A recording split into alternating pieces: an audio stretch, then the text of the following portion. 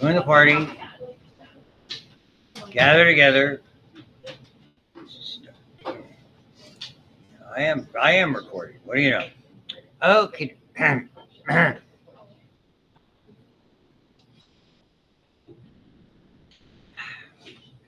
Chatterbox. All right, here we are. So we're going to finish up this portion. Let's see. So this is the last part of chapter 30. Doesn't that conclude the stuff on the exam? I'm trying to recall. I believe so. On the study guide, it had all the cranial nerves and peripheral nerves. Yes, no, maybe so. You're not helping. Are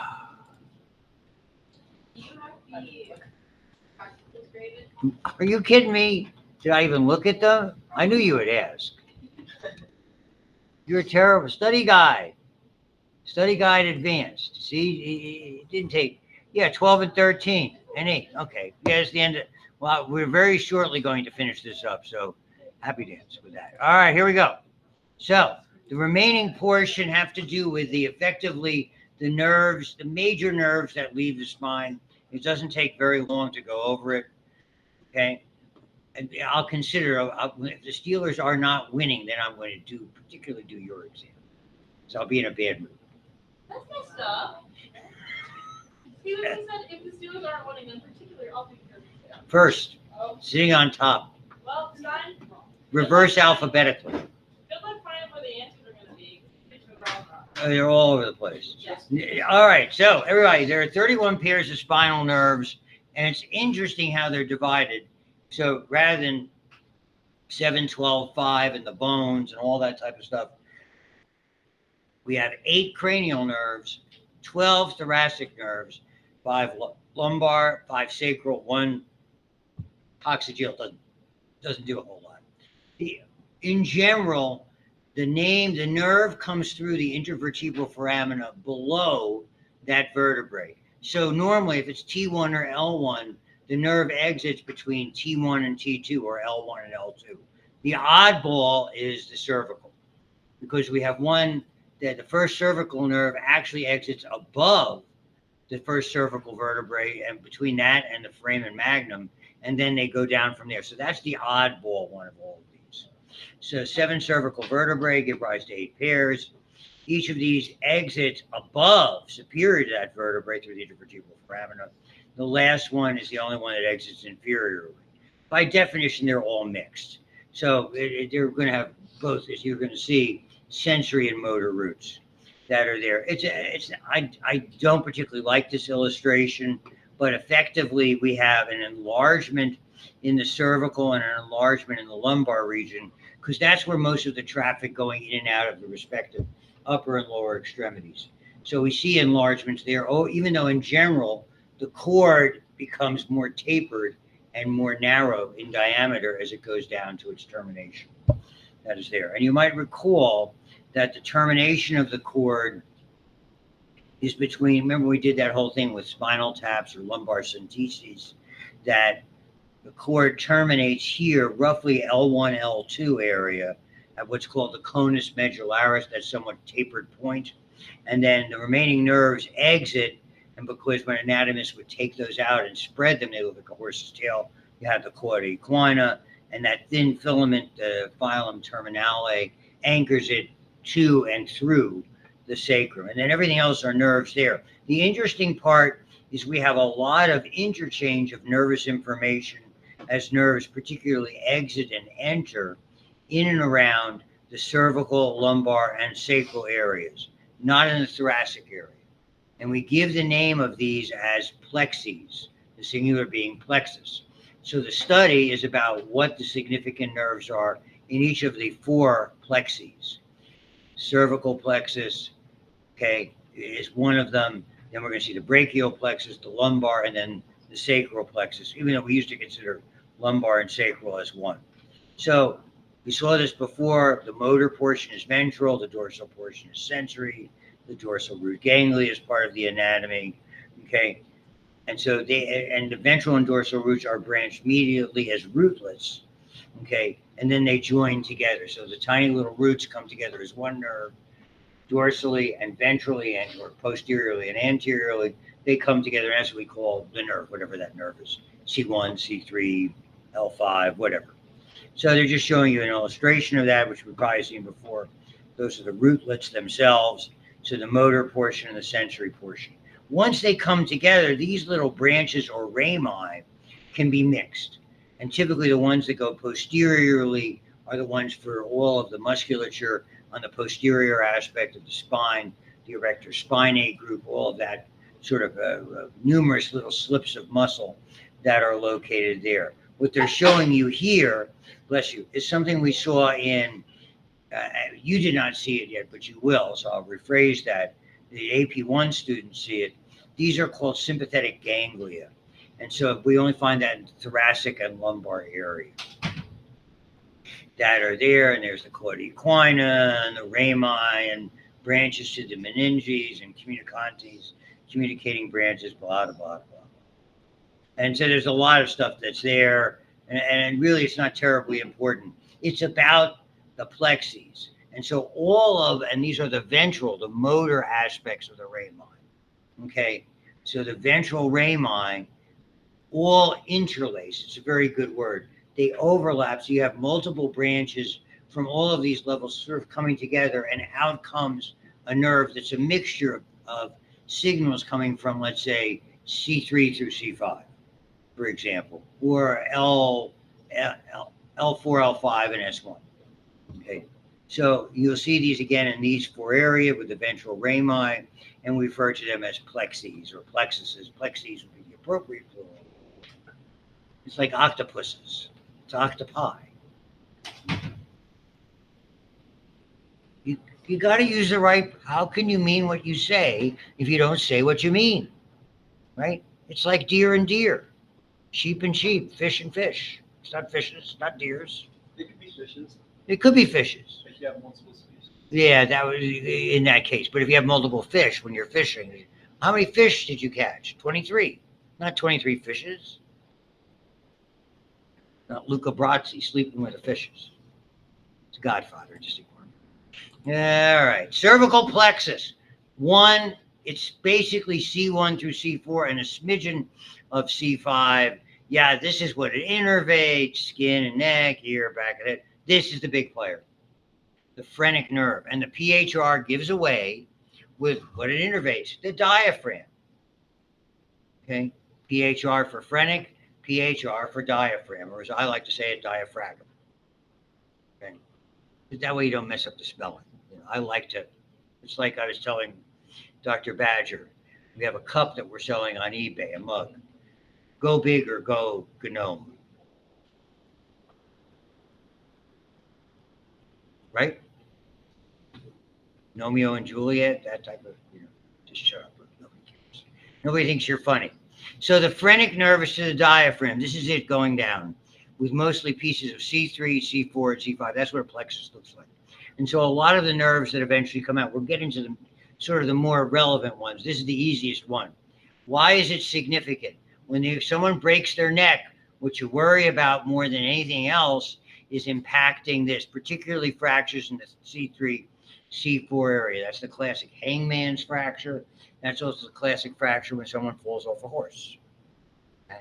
And what happens is the biggest single problem is that it basically makes this nerve, at the very least, non-functional for a significant period of time, and you're fortunate if they get it back. That's what you really worry about, the long-term complication, respiratory, because it damages the diaphragm. Classic example, the very famous late actor Christopher Reeve, who played Superman in the movies, when they made the initial movie of that in 1979, with Marlon Brando playing his father, just offhand, just mentioning it to you, he was a very, very proper actor, and so it was sort of out of character to do that particular role. But I think it was in the early 90s, he fell off a horse because he liked equestrics and broke his neck, and eventually he succumbed to respiratory complications of that over time. Even though he was mostly quadriplegic, but did regain some of his finger And finally they could remove the respirator, but it didn't preclude getting pneumonia. If you're interested, hiccups from the irritation of that particular nerve. This is the idea of the paralysis, mechanical respirators. It's very significant, that area. The brachial plexus in classic anatomy, if you go to medical school, if you go to graduate school for anatomy, you learn about roots, trunks, divisions, cords, and branches. You develop a little mnemonic for RTDCB, and you have to learn about all of those things because that's all relevant. Thankfully, you do not have to do that. I'm only interested in the branches that it gives off. There are two major divisions. These all occur roughly in the axilla, is where a lot of these nerves are going into. So why it's you can even anesthetize an entire upper extremity with an axillary block, and I've seen that done. So you need an anesthesiologist to go in there and inject that whole area, and it basically is a kind of regional anesthesia. Let's see if someone couldn't tolerate general anesthesia for that. So the big deal is we have posterior and anterior divisions without going into all the different branches that are there. So you can see the colors. Look at the posterior division in the green. The first one is the axillary nerve. Its name. Its principal innervation is the deltoid. So it lets you lift your arms up, rub your shoulders. That's how you test for that. It's mostly in the posterior aspect. All the other posterior musculature, all the extensors, triceps brachii, all of the extensor carpi radialis, extensor carpi ulnaris, extensor digitorum, all of those muscles are innervated by the same nerve, the radial nerve. So the default answer, if it's in the posterior aspect, if it's not the deltoid, radial nerve, period. Easy. Okay. The anterior branches, there are three. Okay. Radial, median, and ulnar. I beg your pardon. Musculocutaneous, median, and ulnar. The musculocutaneous is the big one for doing this, for flexing. It principally innervates the biceps brachii and the brachialis, the major muscles that flex your forearm upon your arm. After that, they divide effectively. The other nerves sort of divided, with mostly going to the median nerve. The median nerve is the big player in carpal tunnel syndrome. Okay, so the ulnar, and the way it kind of divides, the median nerve handles almost everything with all of the flexor innervation. And when you have carpal tunnel, you tap it here in the region of the carpal tunnel, and you'll feel a phenomena where you can feel numbness, needles and pins, pain. Its fancy name is called the Tinel sign. Sometimes you find it going backward, and you'll learn about this in medical school. It's called the Biol phenomena. So it tells you that there's a nerve impingement in a particular area. I mean, I get that a little bit, but it's not unusual for people after a certain age to have that over time that are there. The median nerve basically innervates thumb, index finger, middle finger, and about half of the ring finger. Okay. The ulnar nerve is the remaining as the outer aspects, the pinky, the rest of the ring finger. And you'll see the demonstrate the ulnar nerve, very famous because it's in that little groove called the ulnar groove on the posterior aspect of the humerus, and we call it our funny bone. And what you're doing when you whack that thing effectively, you're creating that sort of a Tinel sign. Basically, it's not a chronic problem. It's just that you've irritated that nerve and you can feel it shooting down into your fingers for a while. So this is how they eventually come from the distribution, roughly C5 through T1. As you can see, there's different portions of it, and they'll give you what it does. The axillary, deltoid, mostly some skin and joint, capsule of the shoulder, musculocutaneous, biceps brachii, brachialis, also the coracobrachialis, which is another muscle from the coracoid process. Okay, some of the skin of the lateral forearm, and the median, most flexors, forearm pronators, wrist and finger flexors, opposing the thumb. Big player. I remember a case when I was a resident. We had somebody try to kill themselves, slash their wrists. We got the hand surgeon in from Hahnemann, which is now part of Drexel University, kind of absorbed a lot of these medical schools. And Hahnemann was on Broad Street and Vine, a giant hospital that was there. And he came into our hospital. He was on call for hand injuries, and I'm assisting him. And the first thing he says, the first thing we have to look for, he calls it mother median. So once he knew the median nerve was intact, everything else could be fixed. That was the big point. He showed it to me and demonstrated. It's fascinating. Fascinating. His name will come to me. His first name was John, second name was Wesley. After that, the name is just words. I'm sorry. It's 50 years ago. Give me a break. It's okay. All right. Ulnar. Flexor carpi ulnaris. That's the muscle that allows you to flex your wrist to the ulnar aspect.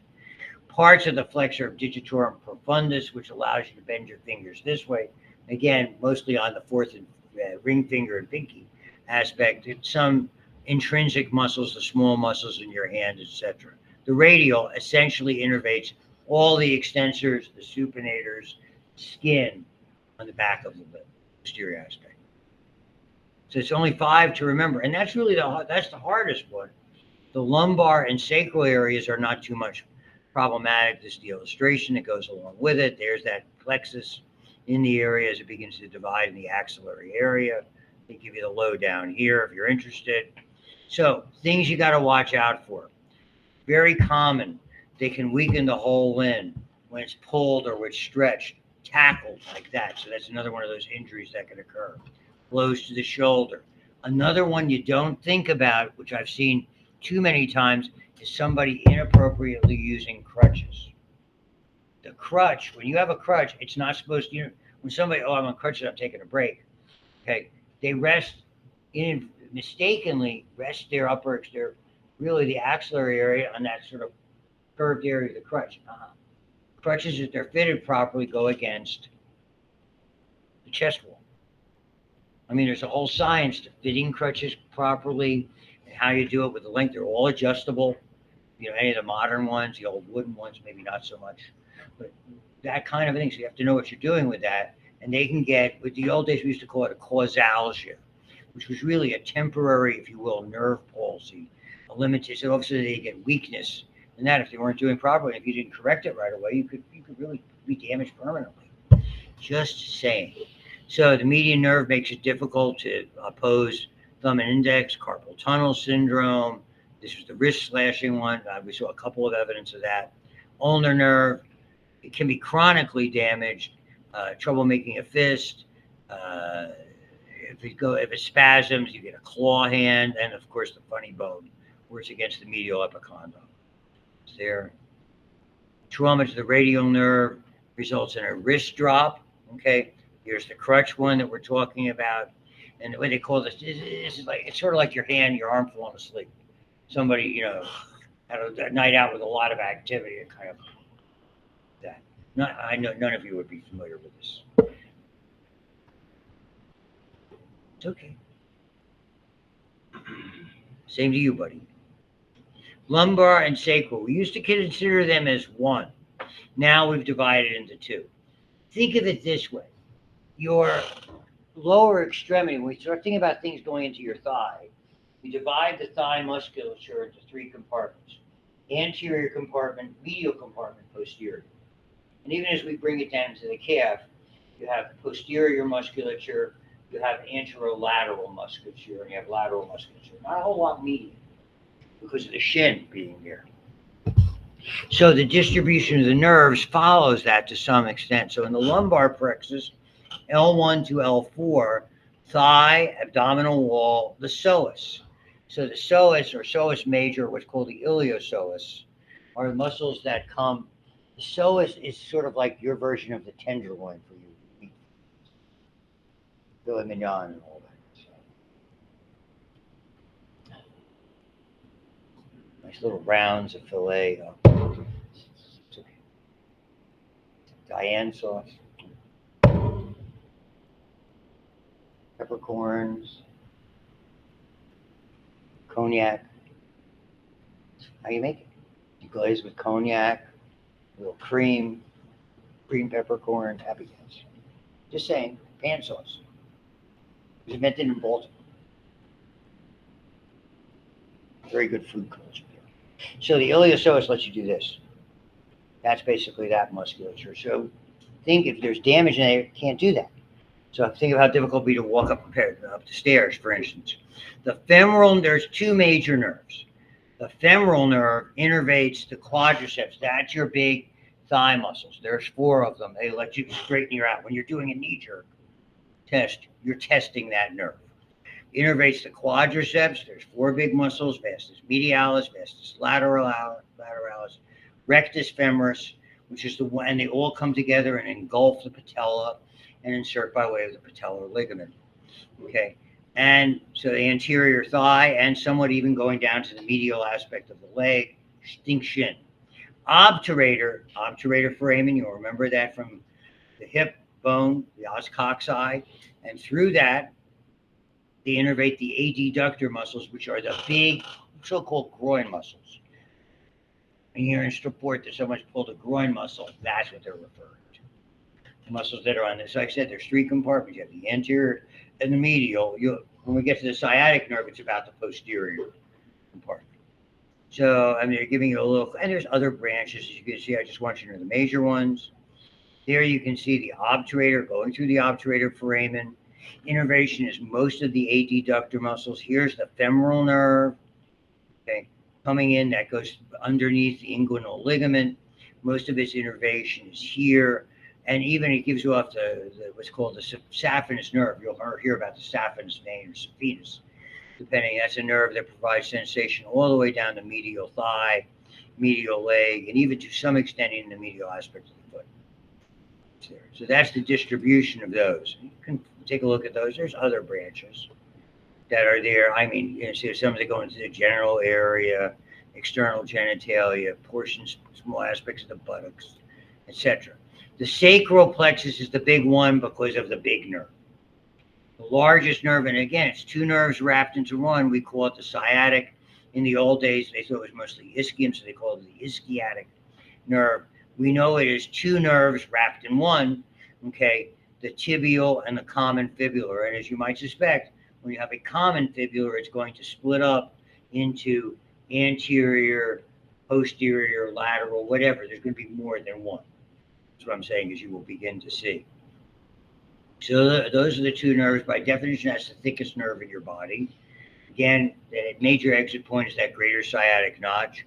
Innervates the hamstring muscles. The largest of the groin muscles is the adductor or adductor magnus, and most of the muscles in the leg and the foot. Very, very limited extension. So the tibial nerve will give rise also to the sural nerve. That's mostly calf, and that's probably a nerve that does more on cutaneous sensation. At the ankle, right behind the medial malleolus, that large prominence of the tibia. Okay, and typically when I point out things on a practical, they have relevance going forward. So that's typically one of the structures that I look at, the medial and the lateral malleoli. So immediately posterior to the medial malleolus is something called the tarsal tunnel, and in that tunnel, the medial, the tibial nerve bifurcates into the medial and lateral plantar nerves. That basically supplied the bulk of the foot. The fibular nerve, years ago we called it the peroneal. It was confusing because perineal is like perianal. And then, so it was perineal. So the confusion, we call it the fibular nerve, innervates areas around the knee, skin and leg, and a lot of the leg muscles. There's other nerves that are part of it. So here you can see this very, very large combination of nerve. Here you can see the tibial. Here you can see the common fibular coming together through the notch, some tiny branches from the lesser sciatic notch. You can see their distribution as they begin to go down. There's a small cutaneous nerve that supplies the posterior skin, mostly in the thigh region. And then as we get into the popliteal fossa, they bifurcate, they split.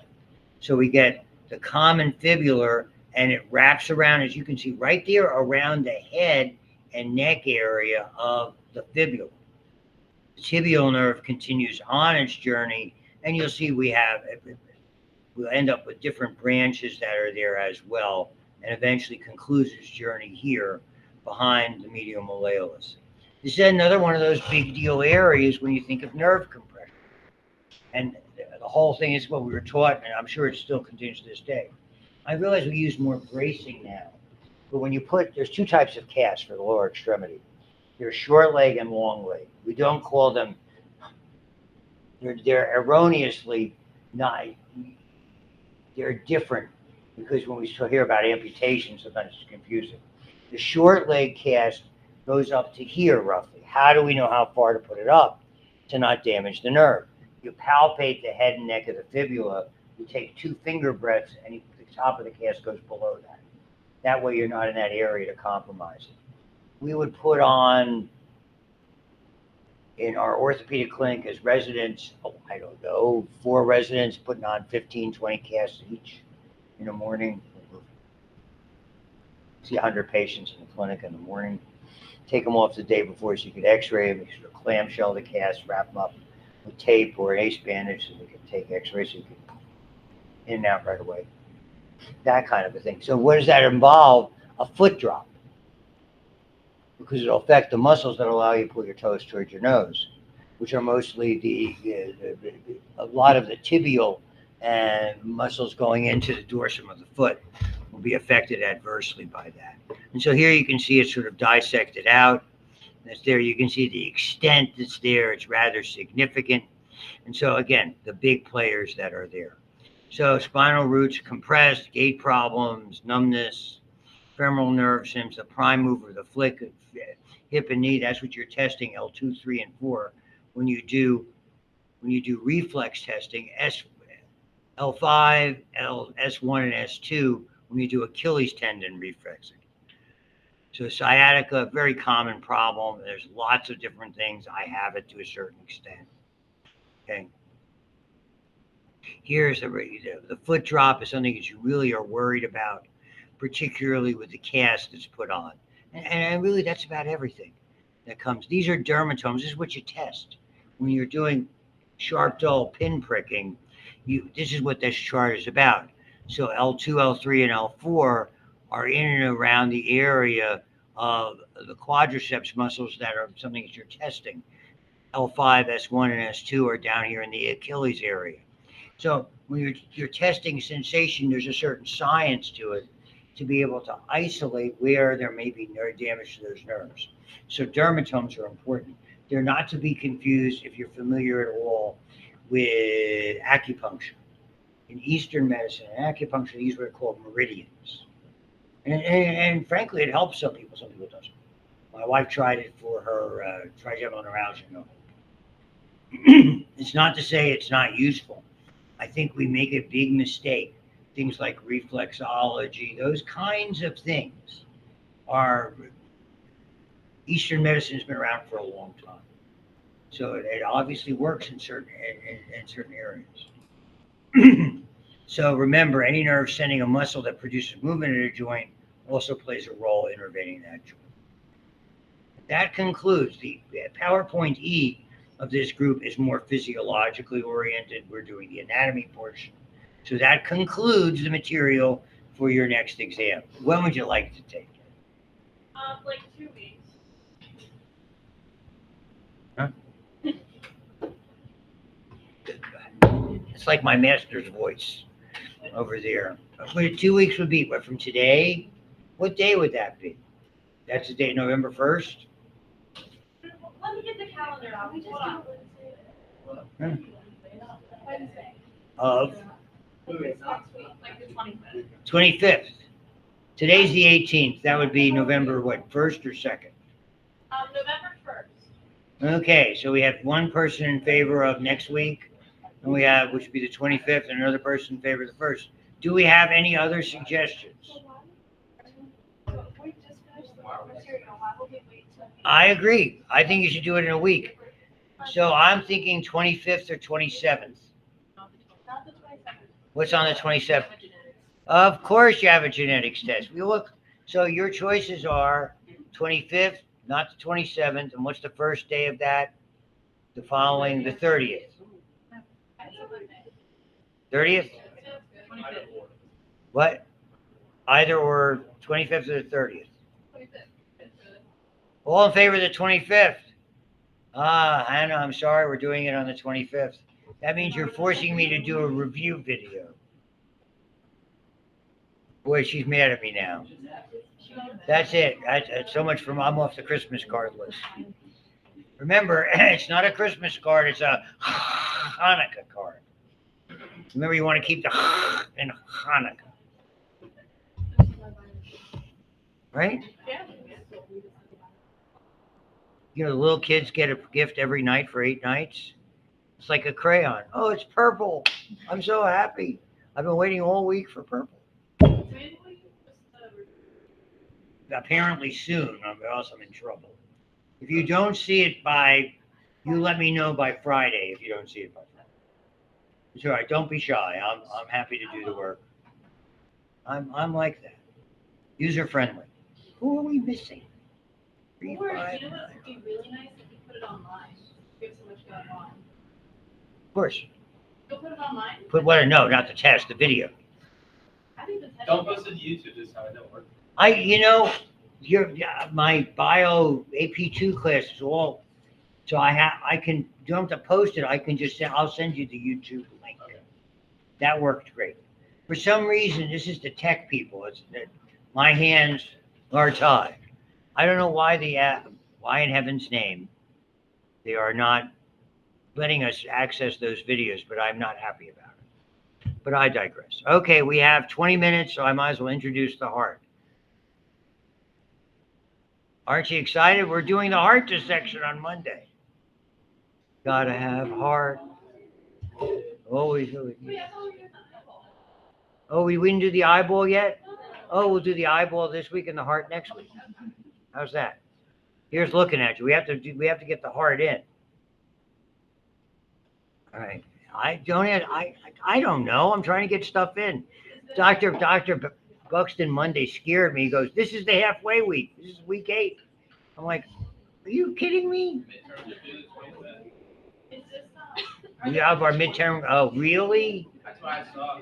I'll double check before you count me on that. Hey, the registrar typically sends us those things. are there any, did you hand out your papers about test 2 yet or no? You did with our practical. I sent the study guide. You sent the study guide over email or? Yeah, over email.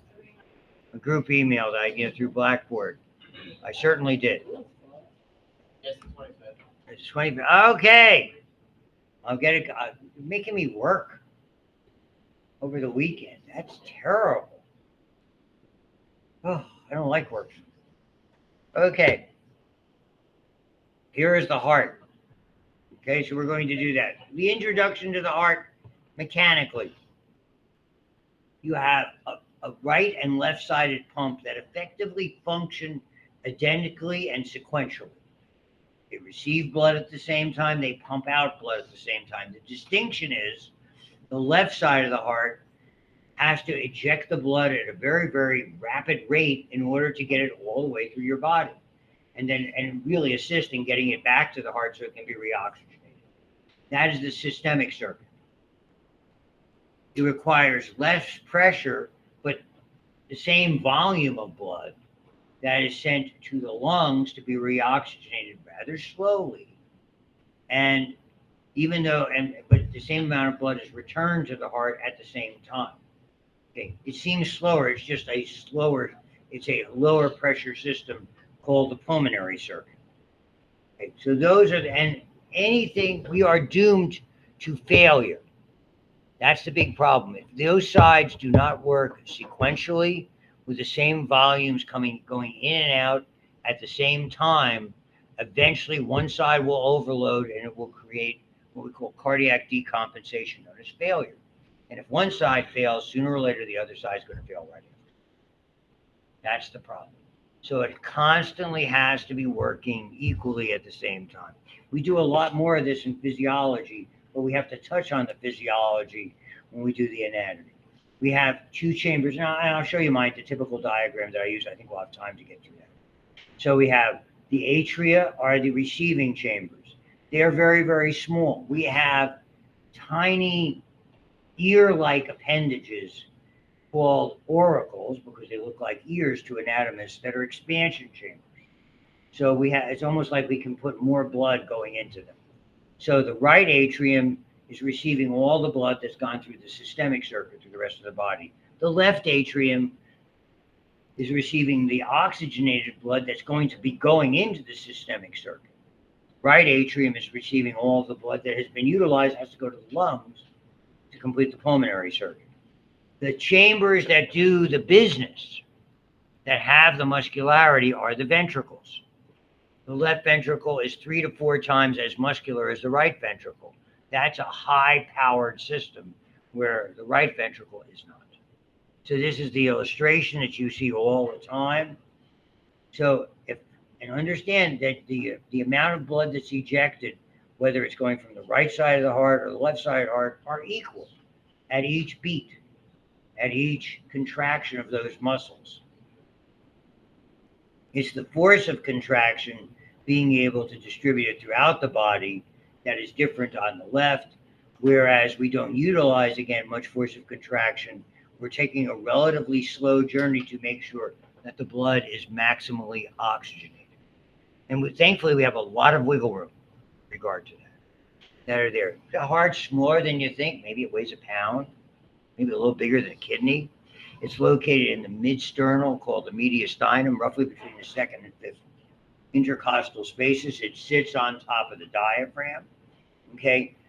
Because with growth and development, as the left side gets larger, the heart is really, relatively speaking, symmetrical, but over time, the left side, to some extent, has overdeveloped and has pulled the heart more to the left than the right. That becomes significant with regard to how we distribute the blood bilaterally and symmetrically, a little, not a lot.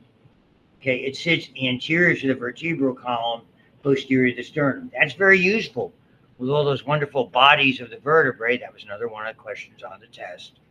Because we compress the heart when we do compressions in CPR between the sternum and the vertebral bodies. We have 2 bones, so we can squish the heart if we have to do manual compressions. Here it is. The heart has an apex that pointed inferiorly and somewhat laterally, going in a left-handed direction. The base of the heart, again, is pointed, if anything, more toward the right and superiorly. So that's the orientation that we see there. It's contained well. You can begin to just get an idea of the greater degree of muscularity. And it's not really a good illustration to see that, but you can see its location here between the vertebral body and the sternum. So the base, the posterior surface toward the right shoulder, the apex toward the left hip. And that's when someone is auscultating, listening with a stethoscope, we use these. You palpate interspaces between the ribs, you use the nipple line, use the sternal line or the parasternal line. That's how these are utilized. And we get into this a little bit in the lab because we're going to look at electrocardiography a little bit in the lab, which we will need a volunteer. Just say. You're a volunteer. Oh, yeah. Congratulations. We have a volunteer. What? Mallory. How do you? Yes, Catherine. Hi, hello, Clarice. Why isn't somebody named Clarice? So I could just go, hello, Clarice. But, yeah. It's a better, no, not, maybe I might play around with it a little bit on Monday. I just want you to know that the book is better. It's a great read. It's a great read. I mean, that's like, you go right through it. This is what it kind of looks like. So it's interesting. And this year, when we do the dissection in 2 weeks, we have cow hearts, which are enormous. They're effing huge. They are BAH, big ass hearts. Just say, my wife told me not to swear nearly as much. We actually get to have my wife at home for 2 days. I don't know what we're going to do. My God, it's remarkable. Here are the auricles. We'll look at the orientation of the heart, and we'll look at all of these structures that are there. It's contained in the pericardium. The pericardium, again, is a very interesting sac that's fibrous on the outside that holds it and anchors it. Okay. And it has, again, two layers, which we see consistently, whether it's when we do the lungs, when we do the abdomen. So the pericardium we have, and it's serous. It's a lubricating fluid that's really important because that heart is constantly beating, and this is able to deter a certain amount of friction. The parietal pericardium, the parietal layer is on the internal surface of this fibrous enclosure. The visceral layer is actually the outermost layer of the heart itself, called the epicardium. Okay, and again, there's a tiny amount of fluid which decreases friction. It's a good illustration to see how fibrous it is in this little pocket. This is the epicardium, or basically the visceral pericardium. So it's nearly all muscle that's there. And on the internal layer, you have the endocardium, which is a very, very thin layer of simple squamous epithelium that's continuous with the epithelium into blood vessels. It's continuous with the lining around the valves of the heart, which we're going to get into. When it becomes irritated, we call it pericarditis. And it makes a distinctive sound that you could listen to online. When there's excessive fluid from damage, whenever we see excessive fluid, one of the terms we use is tamponade. So it leaks into the space, it doesn't allow the heart, and sometimes you have to centise or remove that fluid. So it's a fairly delicate procedure to suck that fluid out. So you have the visceral layer of serous pericardium. You have and we're coming to one of those illustrations I love. In Yiddish, we say if we fell over it. It gives you such a good feeling. It's coming. Okay? The cardiac skeleton consists of, and understand there's three different kinds of materials within the myocardium. You have structural material that anchor the valves and anchor the muscles and anchor the blood vessels that come in and go out. You have the myocardium, by far and away the most of it, and you have, which are contractile cells, they're muscle. And you also have non-contractile cells that are similar, but they don't contract. That's the conducting system. And we deal with all of that in this portion of the course. So supporting the great vessels and the valves, limit spread of action potentials, and that's the illustration. I love that. So you have, what's interesting is the muscles are somewhat embrace and surround the atria. They contract relatively slowly by design. The whole idea of the atrial segment is to top off the ventricles. That's the whole idea of the first portion. When we look at the heart cycle itself, we want to top off the ventricles so that each time the ventricles contract, they're filled to the maximum. Unlike going to the gas station where they tell you, don't top off the tank. The heart doesn't listen to that. The heart's all about topping off the tank. You want to squeeze, that's what the atria are about. Because in general, when the blood is coming back to the atria, the valves between the atria and ventricle are open, it passively fills to roughly, and there's only about 4 ounces in a ventricle. So you get about 100 milliliters already in there. It's about more than 3 ounces filled. That atrial contracting is that last 20 milliliters or so. Not a lot. Slightly more than a tablespoon and a teaspoon. Blood on each side. But who's counting? And then when you see the signal rapidly goes down to the apex of the heart and the fibers spiral. And what they do with that spiraling action as they rapidly contract, they sort of squeeze and fold upwards. It's like when you go to the beach, okay, and you have a towel that's soaked. How do you get the water out of it? I mean, you don't just sit there and squeeze it. You twist it. It's the heart. Love that. That's why I love that illustration. It's the toothpaste at the bottom this morning, okay? You know what it's like when you have that. I forgot to get new one. I have to squeeze that little bit out. That's the heart. Life imitates art, or art. I love that. You know how you squeeze that up and all of a sudden it squirts out just like, oh, sugar and molasses. I never did that. I'll have to think about that. We used to sell those ones you got at Dollar Tree for $1, those little, you squeeze the things. Oh, they're stuff out. Now we call it $1.25 tree, which is unfair. So the lining continues with the lining of the blood vessels themselves and over, and I do the demonstration 6,000 times to get used to seeing it. It's all about that. It's a smooth lining. Things should move smoothly. When there's something in the road, that creates turbulence. That produces clotting. The whole idea of linings in blood vessels and linings in the heart are to make it smooth and effortless for things to go through it. Same illustration. 2 atria and 2 ventricles. Dividing them, I won't get the diagram up, we'll do that Monday. In between them is a septa. There's an interatrial and an interventricular septa. That interatrial septa has a little convex indentation called the fossa ovalis. In a baby, before they're born, there's a tiny opening, which has the same name as an opening in the sphenoid bone called the foramen ovale. It's an oval foramen. That's there. It is supposed to close because really it's a bypass.